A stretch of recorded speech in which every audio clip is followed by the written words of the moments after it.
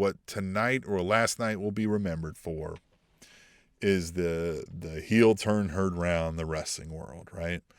It comes after the main event, so let's talk about that a little bit. We get this 10-man tag team match, right? We get Jon Moxley, Claudio Castagnoli, Wheeler Yuta,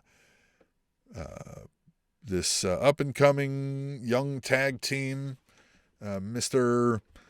Instant Replay and Slick Nick, right? They come out. They got $250,000 a pop on the line, ready to make that money, ready to get that dough, taking on the AEW World Tag Team Champions Bro Dito and the AEW World Trios Champions, the Ops, the Hookless Ops, Samoa Joe, Powerhouse Hobbs, and Katsuyori Shibata.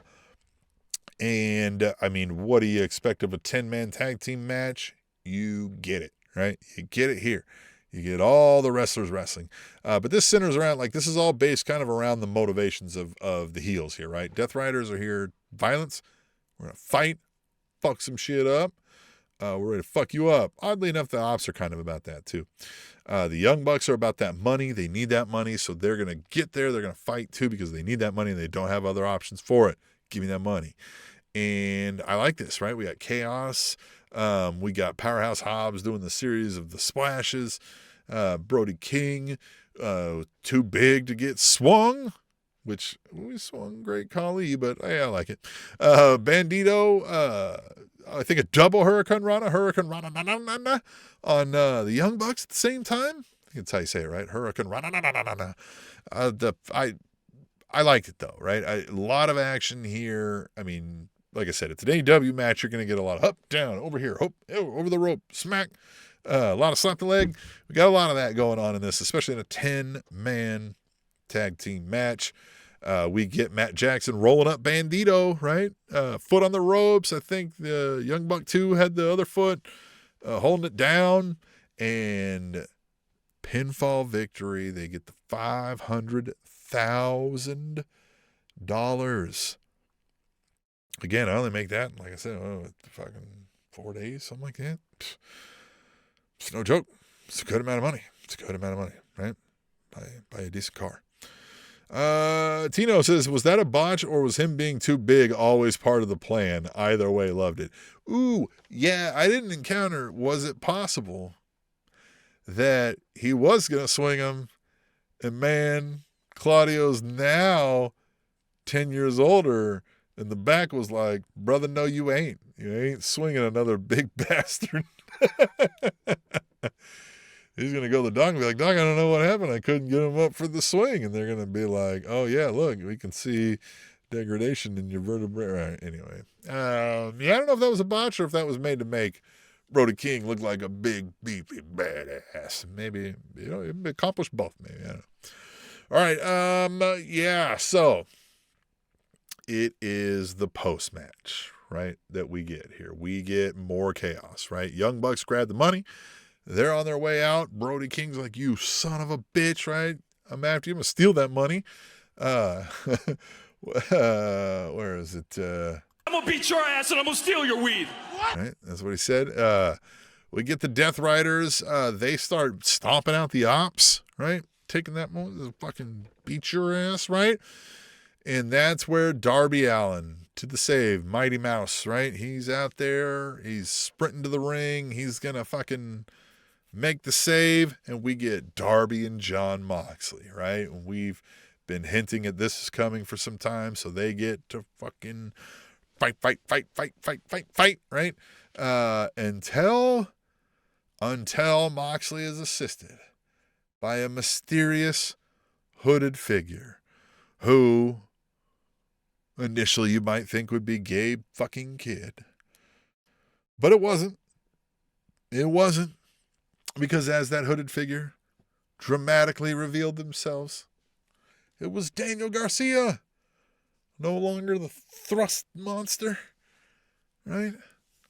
Fucking Pelviszilla. Right? No more of that. He's now beating shit out of Darby Allin. In fact, curb stomping him, not the curb stomp move, right? Different, but giving him the old fucking shoving him down on the mat a couple times. Just brutal, right? Just crowd is booing. You sold out, right? You sold out chants, right? Moxley snarling, right? Doing his shoulder back walk, right? Everybody's booing. This was a great moment, right? Garcia's soaking in and just looking like he can give a shit, right? Like, yeah, what? Fuck you, right? Just looking around like, oh, fuck you. You know what I mean? Boo me. Right? He didn't even have like an attitude about it. He's just kind of taking it in, right? Just kind of watching it with a little bit of disgust, right? Darby Allin, motionless, right?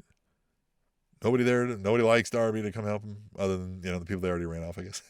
But I like this, man. Daniel Garcia has had an identity crisis for a while, right? Tino says, how did he sell out? We all know Mox doesn't have any money. He lives off Renee. Exactly. What are you going to sell out? The Young Bucks sold out.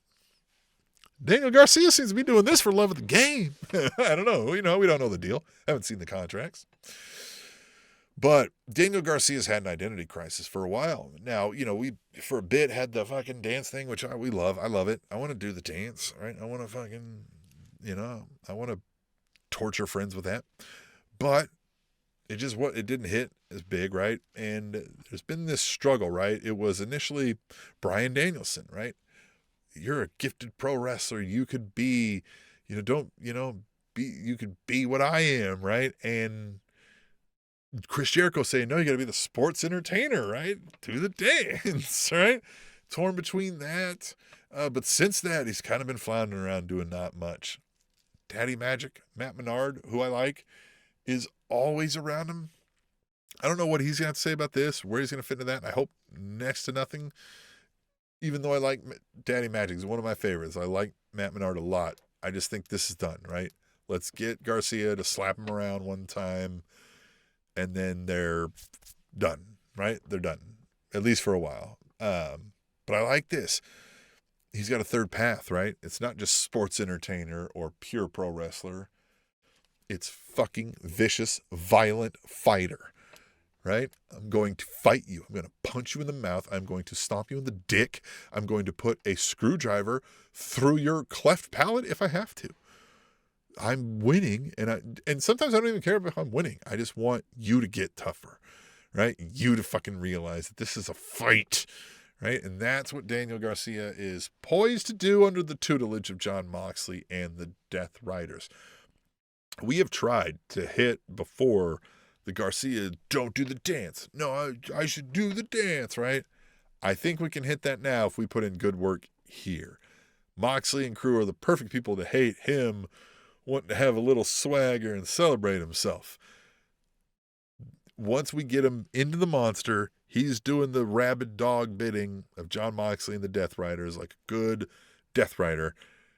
Once he starts to feel himself a little bit, then they're like, hey, you don't do that. That's not what we do. That's not what we do. We fight and then we eat steaks. You know what I mean? And we don't shower. All right. Once you get him into that, and then, once he's doing the fucking, that's when we can really be like, no, I don't need to just murder people. I want to dance. That's where I think it ends. I hope. Hire me, Tony. I'm telling you. But yeah, what do you think? Jon Moxley with Daniel Garcia, I feel like he fits perfectly with this group. We are growing the factions to sizable numbers, aren't we? Jon Moxley, the Death Riders.